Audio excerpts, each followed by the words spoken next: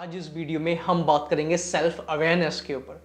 Self awareness एक तरीके से एक एबिलिटी है जिसके थ्रू आप अपने थॉट्स को, अपनी फीलिंग्स को, इमोशंस को, बिहेवियर को और अपने अंदर जो भी चल रहा है आपके माइंड के अंदर और बॉडी के ऊपर, उसको जान पाते हैं। यानी कि आप जान पाते हैं कि आप हैं कौन, आप जान पाते हैं कि आपके इमोशंस कैसे काम कर रहे हैं, आप जान पाते हैं कि आपके एक्शंस कैसे हो रहे हैं, आप जान पाते हैं कि आपका दूसरे के साथ कन्वर्सेशन कैसा हो रहा है, आप जान पाते हैं कि आप अपने लिए क्या वर्ड्स यूज़ कर रहे हैं। यानी कि सेल्फ अवेयरनेस एक तरीके से बहुत बड़ी स्किल्स है जिसके थ्रू आप हर चीज़ में बेटर कर सकते हैं। सेल्फ अवेयरनेस डेवलप करना इतना आसान नहीं है, सच में इसमें टाइम लगेगा क्योंकि ये एक लाइफ लॉन्ग प्रोसेस है ना। आपको पूरा हर टाइम अपने आप के लिए अवेयर रहना होगा और यही चीज़ मेडिटेशन बोलती है। इवन माइंडफुलनेस मेडिटेशन में यही बोला जाता है कि आप जब आप खाते हैं, जब आप सोते हैं, जब आप वॉक करते हैं, जब आप बात करते हैं, जब आप कुछ भी कर रहे होते हैं, पढ़ रहे होते हैं, नहा रहे होते हैं या कुछ भी कर रहे होते हैं, उस टाइम उसी मोमेंट पर अवेयर रहना है कि अगर मैं, जैसे मैंने बताया और पहले भी मैंने बोला है, अगर मैं आपके साथ बात कर रहा हूँ, मैं वीडियो बना रहा हूँ, तो आई एम अवेयर, मैं 100% अवेयर हूँ कि मैं क्या बोल रहा हूँ। मुझे पता है कि मेरे थॉट्स कैसे चल रहे हैं और मैं क्या कन्वे करना चाह रहा हूँ। तो ये जो सेल्फ अवेयरनेस है, ये 2 टाइप्स की होती है। एक होती है इंटरनल सेल्फ अवेयरनेस, एक होती है एक्सटर्नल सेल्फ अवेयरनेस। तो जैसे इंटरनल में आपको बता चुका हूँ, जब आप अपनी आंखें बंद करते हैं, जब आप मेडिटेट करते हैं, और मेडिटेशन की भी ज़रूरत नहीं है, इसमें आंखें बंद करने की ज़रूरत नहीं है, आप अपने माइंड के थ्रू अवेयर हो सकते हैं। यानी आपका माइंड, आपको पता है ना आपका माइंड कैसे काम कर रहा है, राइट? पास्ट और फ्यूचर में घूमता रहता है और इधर उधर घूमता रहता है। तो आप अपने माइंड को अपनी बॉडी पे ला सकते हैं। आप अपने माइंड को जो भी आप कर रहे हैं उस एक्टिविटी में इन्वॉल्व कर सकते हैं, जिससे आपकी अवेयरनेस बढ़ेगी। शुरू में आपको पता ही नहीं चलेगा कि आपका माइंड जा रहा है, लेकिन धीरे धीरे जो आप इस प्रैक्टिस को डेवलप करेंगे तो आपको दिखने लगेंगे इसके एडवांटेज।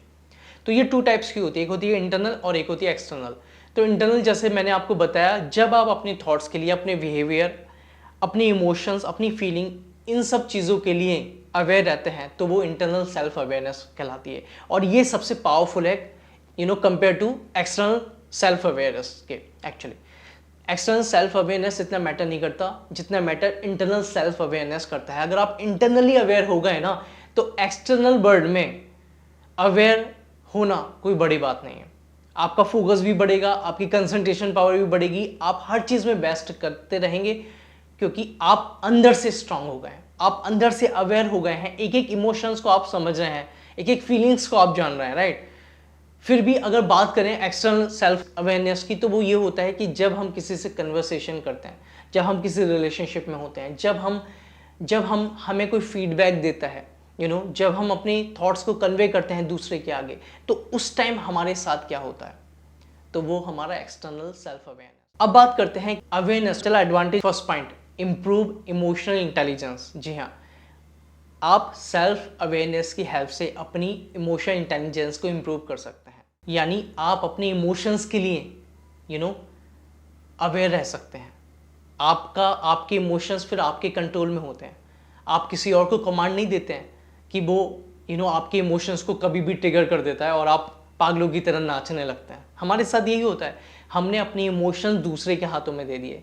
कोई हमें कुछ भी बोल के चले जाता है, कुछ भी हमें कह देता है, हमारी इमोशंस ट्रिगर होने लगते हैं।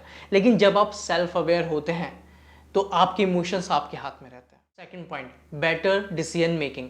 सेल्फ अवेयरनेस आपके अंदर बेटर डिसीजन मेकिंग पैदा करती है। जी हाँ, आपके जो डिसीजंस होते हैं ना, बहुत ज़्यादा परफेक्ट हो जाते हैं, बहुत ज़्यादा अच्छे हो जाते हैं, क्योंकि आपको पता होता है कि आपके जो बिलीव्स बने हुए हैं, आपके पास जो इन्फॉर्मेशन है, आपके पास जो नॉलेज है, आपको पता है कि वो आपके अंदर क्या काम कर रही है, क्योंकि आप अवेयर हो रहे हैं एक एक चीज़ से, है ना। तो आप अपने गोल्स पर डटे रहते हैं, आप अपने जो भी आपने कुछ भी डिसाइड किया होता है उस पर लगे रहते हैं। तो ये चीज़ आपकी डिसीजन मेकिंग में बहुत ज़्यादा हेल्प करती है। अदरवाइज़ क्या होता है हमारे साथ, हम आज एक चीज़ करने की सोचते हैं, अगले दिन दूसरे करने की सोचते हैं, अगले दिन तीसरे करने की सोचते हैं। ऐसा नहीं होता है, हमें एक चीज़ करते ही रहना है, उसको ही हमें इम्प्रूव करते रहना है, उसमें ही हमें चेंजेस करते रहना है, और वो ही एक टाइम बाद आपकी सक्सेस को डिफाइन करती है। और यही सक्सेस है। ऐसा नहीं है कि आप आज ये ट्राई करने की सोचा, कल किसी और को देख लिया तो ये बनने की सोच ली, है ना, कभी और किसी को देख लिया, तो ये ऐसा नहीं होता है। आपने जो भी काम शुरू किया है ना, उसमें आप परफेक्शन तक पहुंच पाते हैं या नहीं, वो मैटर करता है। Third point, enhanced communication. जी हाँ, सेल्फ अवेयरनेस आपके अंदर कम्युनिकेशन डेवलप करता है, आप अपने आप को और दूसरों को समझ पाते हैं। कम्युनिकेशन इज़ नॉट अबाउट कि आपकी इंग्लिश बहुत अच्छी है, आप बहुत अच्छे से स्पीक करते हैं। कम्युनिकेशन इज़ नॉट अबाउट कि आप आप सब कुछ जो मतलब आप बहुत अच्छे से अपनी बातों को बोल पाते हैं, अपनी बातों को कह पाते हैं।